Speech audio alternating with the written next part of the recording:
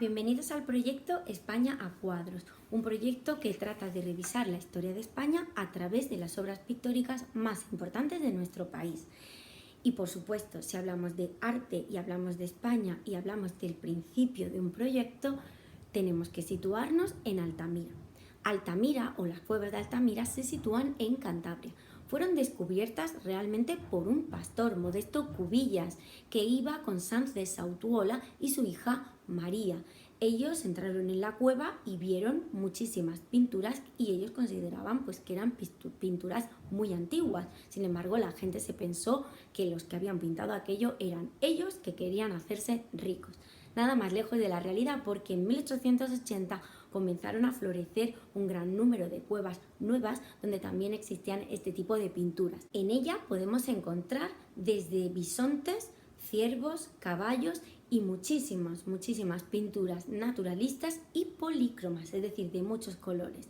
La pregunta es, ¿cómo se hicieron esos colores? Muchos pensaban que se habían hecho con la misma sangre de los animales, sin embargo, la sangre de los animales no se mantendría durante tanto tiempo. Para poder conservar los pigmentos y hacer ese tipo de colores, se utilizaban elementos minerales y vegetales, sobre todo el óxido de hierro, a veces hidratado, a veces mezclado con agua o incluso con arcilla. Así se conseguían los pigmentos y también se conseguía que se mantuviesen en las rocas. Pero ¿desde cuándo encontramos nosotros artistas en España? Bueno, sí es cierto que la Cueva de Altamira, las grandes obras de la Cueva de Altamira, las encontramos datadas de hace 18.000 años. Sin embargo, podemos decir que en España existen artistas desde hace muchísimo más tiempo. Hemos encontrado en la misma Altamira algunos elementos de color rojizo que se podrían datar de hace más de 35.000 años o incluso 36.000 años. Pero también tenemos otras cuevas, nuevas cuevas, como la Cueva de la Pasiega, también en Cantabria, o la Cueva de Ardales, mucho más cerca de donde nos encontramos. Y en esas cuevas las pinturas rupestres datan de hace 64.000 y 65.000 años. Ahora la pregunta sería, ¿pero quiénes son nuestro Picasso, nuestro Velázquez o nuestro Goya de la época rupestre?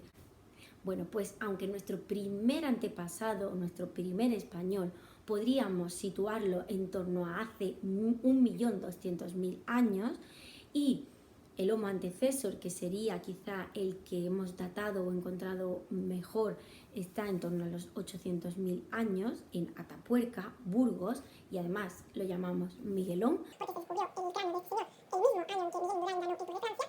Nosotros tenemos que decir que nuestros artistas realmente son neandertales.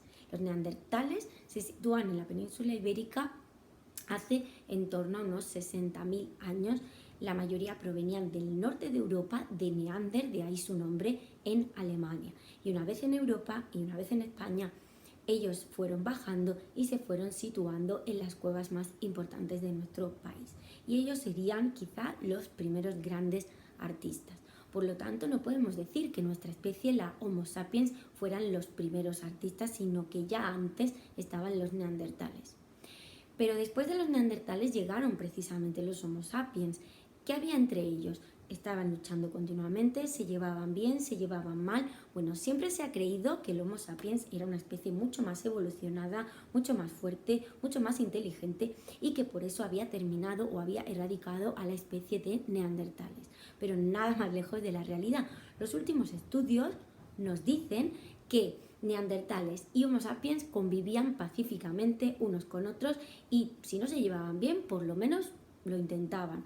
Es más, en algunas ocasiones se ha demostrado que existía incluso intimidad entre ellos, y que por supuesto la desaparición de la especie neandertal nada tiene que ver con nosotros. Y hasta aquí este repaso de este inicio de la historia de España a través del arte. Si crees que te sirve, que te puede ayudar a repasar historia de España, pues no dudes en ver los siguientes vídeos. El próximo, la Cueva de la Pileta. ¡Hasta luego!